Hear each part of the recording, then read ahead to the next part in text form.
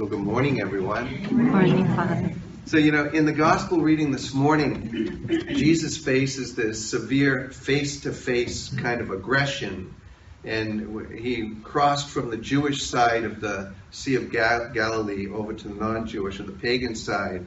And he meets these two severely troubled people who aggressively ask him, "What do you have to do with us, Son of God?" When people are aggressive towards us, I think we can act in different ways.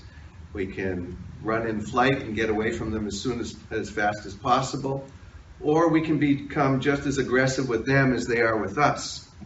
But Jesus' response to this aggressive approach of these two people were different. He stood his ground, and he calmed the disturbed aggression that was in these two men. The gospel describes them as demons that he takes out of them and puts into the swine.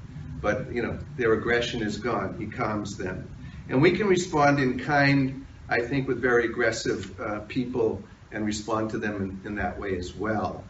Jesus' response to this aggressive approach, he was different, as I said. And the Gospels show us that Jesus has a calming influence when it comes to disorders and disturbances, whether it's found in nature or like when he calmed the sea on the storm on the sea, or when we find aggressiveness in people.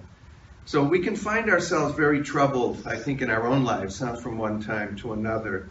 And a storm can be, kind of raging within us, whether it's due to our anger or some other emotion that's really built up in us. And the gospel encourages us to not be afraid to come to the Lord, especially in those troubling times. We don't have to wait until everything's just calm and hunky-dory and before we pray. So my hope and my prayer is that we come to know that we can pray out of our troubles, and that the Lord of life will bring a calmness and peace to any uneasiness that we have in our souls.